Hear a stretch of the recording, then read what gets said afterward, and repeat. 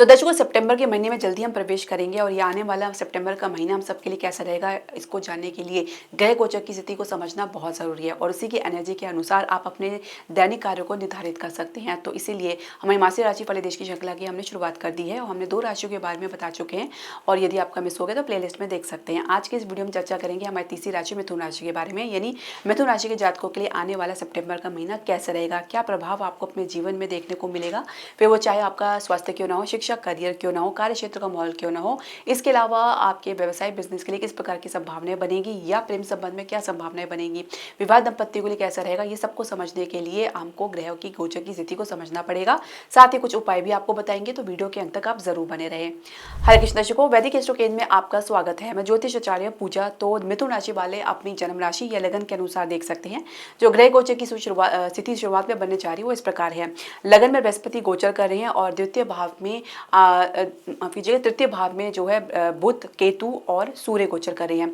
मंगल आपके चतुर्थ भाव में गोचर करें, शनि आपके दशम भाव में गोचर करें और राहु आपके नवम भाव में गोचर करें, शुक्र आपके द्वितीय भाव में गोचर कर रहे हैं। अब समय अनुसार आप इसमें कुछ परिवर्तन देखेंगे, जैसे कि मंगल जो है 13 सितंबर को तुला राशि में प्रवेश कर जाएंगे, यानी मंगल आपके चतुर्थ भाव से निकल के पंचम भाव में आ जाएंगे। शुक्र जो है आप 15 सितंबर को सिंह राशि में प्रवेश कर जाएंगे, यानी द्वितीय भाव से निकल के तृतीय भाव में आ जाएंगे। यहाँ पे केतु, बुध और सूर्य के साथ इनकी युति रहेगी। बुध 15 को ही अपना राशि परिवर्तन करेंगे, चतुर्थ भाव में आ जाएंगे, यहाँ पे इनकी अवस्था उच्च की रहेगी। सूर्य अगले दिन राशि परिवर्तन करेंगे, यानी 17 सितंबर को ये भी कन्या राशि में प्रवेश कर जाएंगे और ग्रहण से मुक्त हो जाएंगे।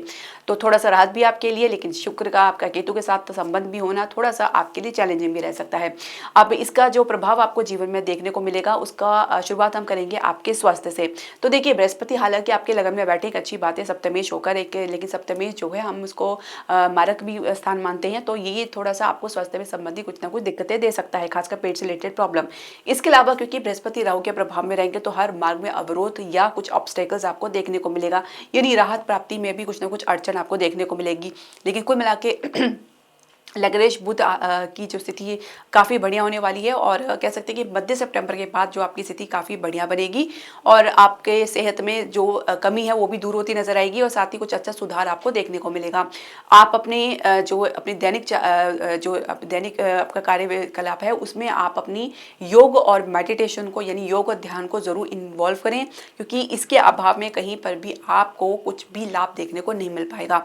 शिक्षा करियर की अगर हम बात करें तो पंचम भाव के स्वामी द्वितीय भाव में गोचर करें। परिवार से जो भी सपोर्ट आपको मिलेगा उसमें आप काफ़ी ज़्यादा आप अपनी समस्याओं को सॉल्व करने में सफल रहेंगे, लेकिन कोई डिमांड आपकी ज़्यादा बढ़ सकती है। इसके अलावा कंपटीशन में आपको अच्छी खासी सफलता मिल सकती है। कैंपस प्लेसमेंट भी शुरुआत काफ़ी अच्छी रख सकती है। आप किसी को टक्कर दे सकते हैं या अपने किसी को चैलेंज स्वीकार करते हुए अपने आप को प्रूव करने का दमखम रखेंगे। आपका प्रदर्शन आपके अपेक्षा अनुसार देखने को मिलेगा और करियर की शुरुआत में थोड़ा सा आपको धैर्य और नम्र होकर, हम्बल होकर चलना पड़ेगा। शनि दशम भाव में गोचर कर रहे हैं तो दशमेश लगन भाव में है, एक अच्छी स्थिति तो बनी हुई है। तो ऐसे में अपने भीतर जितनी मैच्योरिटी लेकर आएंगे, समझदारी गंभीरता लेकर आएंगे, उतने ही कार्य क्षेत्र का माहौल आपके पक्ष में बनेगा, क्योंकि शनि बिना मेहनत और बिना संघर्ष के कोई भी परिणाम आपको नहीं देने वाले हैं। इसके अलावा कार्य क्षेत्र का माहौल कैसा रहेगा, तो अगर हम समझे जो पहले से नौकरी पेशा लोग हैं तो देखिए दशम भाव के स्वामी बृहस्पति लगन में गोचर कर रहे हैं और दशम भाव में शनि गोचर कर रहे हैं। तो ये स्थिति थोड़ा सा आपके लिए जो है एक कह सकते हैं कि एक हेल्दी एनवायरनमेंट आपके लिए बन रहा है, जहाँ पे आप न्याय संगत बात करने में ज़्यादा दिलचस्पी दिखाएंगे, जो सही होगा उसका पक्ष लेंगे और साथ ही काम में आपकी दिलचस्पी बढ़ेगी, कुछ ज्ञान प्राप्ति की आपकी नॉलेज बढ़ सकती है।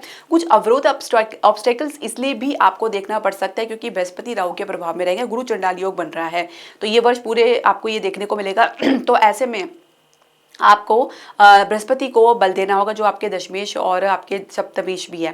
तो ऐसे में बृहस्पति को बल देंगे तभी आपको जो भी जो समस्या है उससे आप बाहर निकलेंगे, अन्यथा कोई ना कोई रुकावट अड़चन आपको देखने को मिलेगा। और अगर हम बात करें ग्रोथ की, तो एक अच्छे चांसेस शुरुआत में ही आपको देखने को मिलेगा। जब मंगल आपके 13 सितंबर को पंचम भाव में आएंगे तो इनकी दृष्टि एकादश भाव में पड़ेगी। आपके निर्णय कारगर साबित होंगे, आपके आइडियाज, आपकी सोच आपके पक्ष में रहेगी, जो आपके माहौल को भी आपके पक्ष में बनाने में काफ़ी ज़्यादा आपका सहयोग करेगी। जाएगी। ऐसे में जो भी ग्रोथ आप एक्सपेक्ट कर रहे हैं वो पूरा होता हुआ नजर आएगा। इसके अलावा नई नौकरी के लिए प्रयास करें तो सफलता आपको जरूर देखने को मिलेगी। थोड़ा सा अपने प्रयास में सहजता और गंभीरता और धैर्यपन लेकर आए। व्यवसाय बिजनेस के लिए कैसा रहेगा, तो सप्तमेश जो है बृहस्पति लगन में ही गोचर कर रहे हैं। यहाँ पे जो बृहस्पति है राहु के प्रभाव में, तो कोई भी अड़चन, कोई भी कार्य बिना अड़चन या ऑब्स्टेकल के पूरा होने वाला नहीं है। तो जब मैंने आपको स्टार्टिंग में बताया कि आपको बृहस्पति को मजबूती देनी है, तभी आपके जो अड़चनें दूर होंगी धीरे धीरे। इसके अलावा अगर हम समझे तो कहीं ना कहीं आप अपने निर्णय को लेकर बहुत ज़्यादा कॉन्शियस रहेंगे, समझदारी दिखाएंगे, गंभीरता दिखाएंगे और एक ठहराव के साथ आप आगे बढ़ेंगे और इसी को ही ज़्यादा प्रेफरेंस देंगे। अब देखिए शनि जो है आपके अष्टम भाव के स्वामी जो आपके दशम भाव में गोचर कर रहे हैं, तो ये आपके प्रोफेशन की यदि हम समझे या आपके कर्म के बारे में यदि समझे तो कहीं ना कहीं अवरोध ऑब्स्टेकल आपको देंगे, चाहे वो आपका कार्य क्षेत्र हो, चाहे वो आपका अपना कोई भी कर्म का स्थान हो। इसके अलावा अगर हम समझे तो फाइनेंशियल सेक्टर में भी आपको अच्छी खासी मजबूती देखने को मिलेगी। तो रियल एस्टेट में आप अपने जो भी अब सपने पूरे करते हुए नजर आएंगे। शेयर मार्केट में शुरुआत में अच्छी उछाल आपको देखने को मिलेगा। अब प्रेम संबंध की यदि हम समझे तो पंचमेश का द्वितीय भाव में होना, तो कहीं ना कहीं पार्टनर को लेकर परिवार से कुछ सपोर्ट प्राप्त कर सकते हैं और एक अच्छी बॉन्डिंग आप लोगों के बीच में देखी जा सकती है। शुरुआत तो काफी अच्छी रहेगी पर जल्द ही गलतफहमी का भी आपको देखने को मिल सकता है, जहाँ पे शुक्र का जब केतु के साथ युति होना, साथ में सूर्य और बुध के साथ, तो कहीं ना कहीं कम्युनिकेशन गैप की वजह से या किसी की तीसरे व्यक्ति के बहकावे की वजह से या उकसावे की वजह से कुछ गलतफहमी परिवार के साथ बनती हुई नजर आएगी। विवाह की चर्चा करने में आप कोई भी समय बर्बाद नहीं करना चाहेंगे, इसके लिए पूरी तरीके से तत्पर रहेंगे। और इसके अलावा विवाहित दंपति की हम बात करें तो कहीं ना कहीं आप अपने जीवन साथी के प्रभाव में रहेंगे, उनके प्रभाव में चलेंगे, उन्हीं के अनुसार आप अपने आप को ढालना चाहेंगे और कहीं ना कहीं एक प्रकार की गिव अप सिचुएशन आप देखते हुए देख सकते हैं। बृहस्पति राहु के प्रभाव में होने की वजह से भी कहीं ना कहीं एक सेटिस्फेक्शन की कमी आपके भीतर देखी जा सकती है। अपनी तरफ से कुछ अच्छे शुरुआत करने जा रहे हैं लेकिन कोई ना कोई गड़बड़ आपको देखने को मिल सकती है। तो ऐसे में आपको अपने बृहस्पति को मजबूती देनी है। संतान प्राप्ति के लिए भी आपको मध्य सितंबर के बाद की स्थिति ज्यादा बेहतर नजर आएगी।